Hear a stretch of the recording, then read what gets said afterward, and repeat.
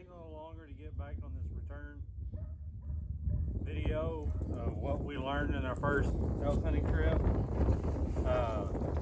Honestly, got back from it, went right into whitetail hunting here at home.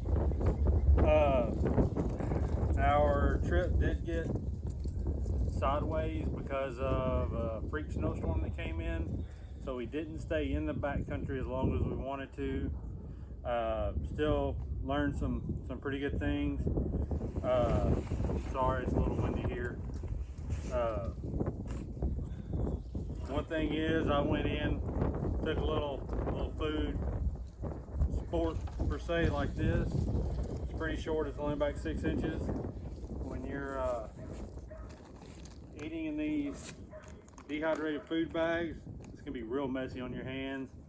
So because we ended up going into town, got pushed off the mountain by the snow, ran into Walmart while we're in town, and I got this nice long, just a little plastic spoon to be able to eat my meals out of. A lot nicer. One thing that thought it was a good idea, and we ended up really liking it, just this little collapsible bowl here. It collapses down real small, fits in a little bitty pack like this, but it's nice. We go and dip water, and just to be able to kind of clean up a little bit when we're at camp. One thing we learned, a friend of mine had even recommended not to do it, but I'd already gotten some. There's some like collapsible 5-gallon water buckets. That was our plan for when we were in the woods. Fill it up, that way we had source of water just at camp. About within the second day it started leaking. And that's even what my friend said. Hey, don't waste your time. Like I said, I already had one, took it anyway. Sure enough, it did it. So we're gonna find something else for water container at camp. Everything really performed as it should. This was really a nice thing here. It's just worked out nice at camp. It's a little solar charged little lamp. You hang it in your tent, and that's what really came handy, hanging in a tent at night when you get ready to go to bed, or when you're getting up in the morning. You hang it up in the top. That way you're not fiddling around for a flashlight or whatever. You have both hands free. That came in really nice. Some stormproof matches. We actually, one day when we went in on a trail, there was snow on the ground. I had stormproof matches. My hunting partner, he had some little fire starter cubes.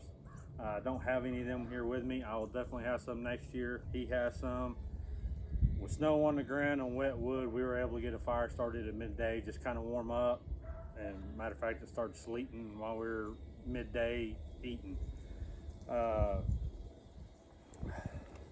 far as food goes, we had kind of planned on 3,000 calories a person while we're in the backcountry. Obviously, if we had been back there for the full week, it might have looked a little different, but as it was, we came out after day 3 because of snow coming in. We both think we're going to take in less food next year. We think we can save some weight on that and not put ourselves at risk. The first few days we're in there, everything we kind of had plans for every day. We had leftover food each day. Now maybe towards the end of the week we might have been wishing we had some of it, or we might have actually consumed some of it.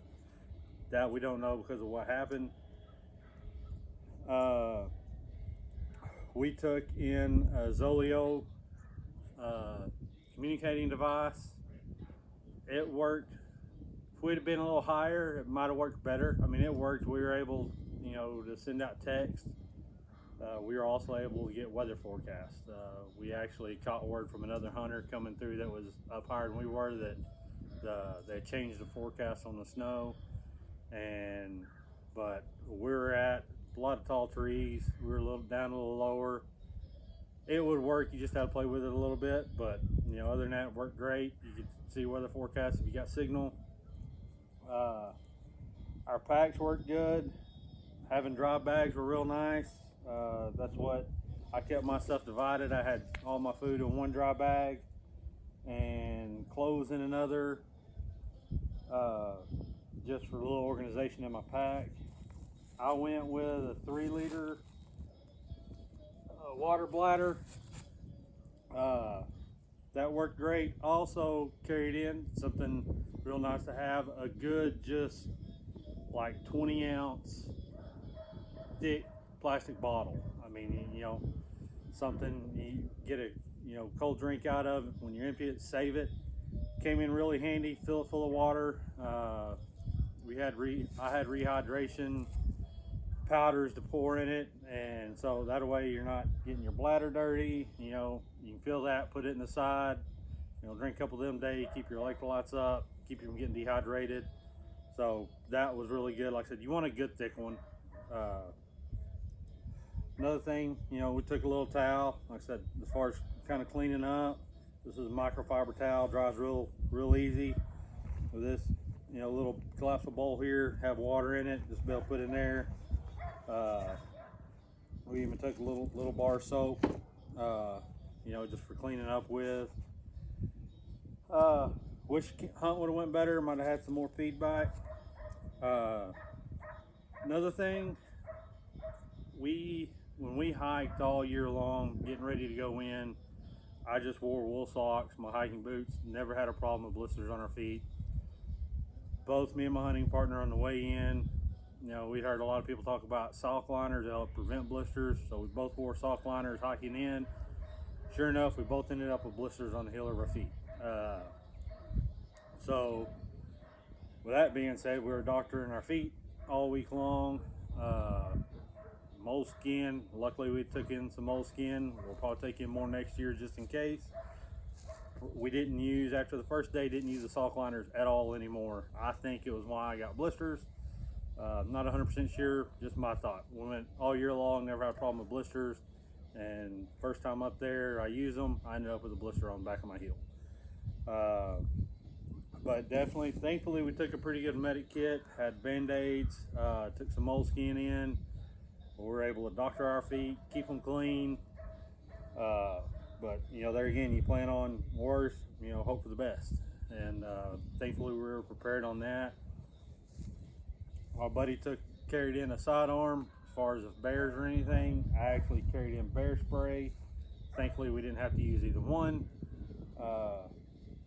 But you know, that was just personal preference. I didn't personally want to carry the weight. You know, I had a lot of people telling me I should carry a sidearm. I didn't. We actually never saw a bear. One day in the snow, I saw a bear track.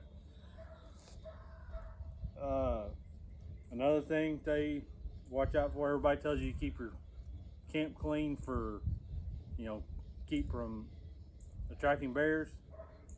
Another thing is, you know, there again, I'm from Texas, never had to deal with it.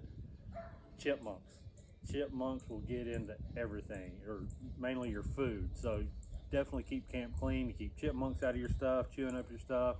You know, you don't want to come back with a chewed up, you know, hole in your expensive backpack or tent or anything else. So definitely, you know, we didn't eat where our camp was at. We probably ate, you know, a good 50-60 yards away from camp. But chipmunks, if you left any, I mean, it could even be in some food you had in a Ziploc bag laying on the ground, and somehow they sniffed it out. So, you know, it's something to be mindful of. I might have left out a few things. Great thing as far as we use for toiletries, worked great for me, is I found some biodegradable wet wipes. We actually dehydrated them before we left to save on the weight, and once we got into where our camp was at, took and grabbed some water out of the creek, rehydrated them. You know, with mine being biodegradable, didn't have to worry about carrying them out because they'll you know, go away and not ruin the environment. I'm sure I'm leaving out some stuff. We had a great time regardless. We're already looking forward to this next year. But you know, you got any questions, ask. If there's anything specific, ask me about if I didn't think to put in this video. But you know, good luck to everybody. You know, hope everybody gets to go again this year, and good luck.